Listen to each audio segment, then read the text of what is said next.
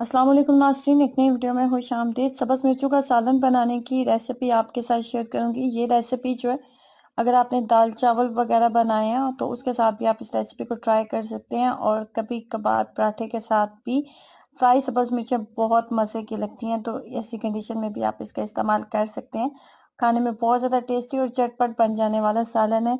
और सब्ज़ मिर्चें तो नॉर्मली हर घर में मौजूद होती हैं, तो कैसे बनाएंगे इस मज़ेदार से सालन को, आइए जानते हैं। तो इसको बनाने के लिए सबसे पहले मैंने 200 ग्राम के करीब सब्ज़ मिर्चें ली हैं। 200 ग्राम के करीब सब्ज़ मिर्चें लेने के बाद एक पाव से थोड़ी कम ही सब्ज़ मिर्चें थी मेरे पास। एक पाव से कम सब्ज़ मिर्चें मैंने ली हैं, और उसके अंदर एक छोटे साइज का दरमियाने साइज का प्याज लेंगे, और उसको आपने ग्राइंड कर लेना अच्छे से।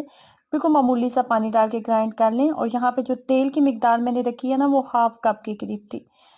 मसाले ऐड करेंगे। 1 चाय का चम्मच लाल मिर्च पाउडर ऐड करूंगी। उसके बाद जीरा पाउडर इसके अंदर जाएगा। 1 चाय का चम्मच जीरा पाउडर जाएगा। लाल मिर्च पाउडर और जीरा पाउडर डालने के बाद नमक ऐड कर रही हूँ। नमक 1 चाय का चम्मच जाएगा। उसके बाद इसके अंदर मैंने हल्दी पाउडर ऐड किया था, आधा चाय का चम्मच। उसके बाद लहसुन और अदरक का पेस्ट भी इसके अंदर जाएगा। तमाम मसाले ऐड करने के बाद मीडियम फ्लेम के ऊपर इसको अच्छे से कर लेंगे मिक्सअप, और 5 से 7 मिनट अच्छे से इसकी बुनाई हमने यहाँ पे करनी है, कि जो प्याज अपना पानी छोड़ेगा वो पानी थोड़ा सा ड्राई हो जाए। और यहाँ पे एक बात का अपने ध्यान रखना है कि जब आप सालन का मिर्चों का सालन बनाए, जब मिर्चें आप फ्राई करने लगे तो थोड़ा सा डिस्टेंस पे रहिएगा, थोड़ा सा फासले पे आपने रहना है, क्योंकि ये बहुत ज्यादा उड़ती हैं। तो इसलिए आपने थोड़ा सा फासले पे इससे रहना है। अच्छे से हमने तमाम मसालों के साथ मिर्चों की बुनाई कर लेनी है। यहाँ पे मैं लंबी और बारीक सब्ज मिर्चों का इस्तेमाल किए। आपने मोटी सब्ज मिर्च का भी यहाँ पे इस्तेमाल कर सकते हैं। कोई सी भी सब्ज मिर्च आपके पास मौजूद है तो उसका आप इस्तेमाल कर सकते हैं। इमली का गूदा ऐड करेंगे। तकरीबन जो है एक छोटी सी प्याली थी मेरे पास, आप देख रहे थे, ये इमली का गूदा मैंने इसके अंदर ऐड किया है। इमली का गूदा ऐड करने के बाद इसके अंदर दो चीजें रह गई थी, वो मैंने नहीं डाली थी।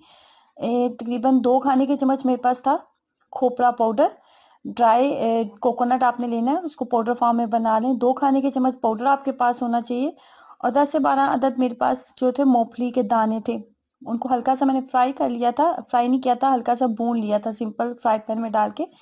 तो खोपरे का पाउडर और मूंगफली के चंद दाने हम लेंगे, दोनों को पाउडर फॉर्म में हम बना के तो यहाँ पे स्टेज में हम डालेंगे। ढक्कन के साथ मैं इसको कवर करने वाली हूँ, ताकि इमली का जो पल्प है हमने इसके अंदर ऐड किया वो अच्छे से उसके अंदर पानी खुश्क हो जाए, और फाइनली ये कुछ इस तरह का तैयार हो जाएगा। ऊपर सब्ज धनिया डाल रही हूँ।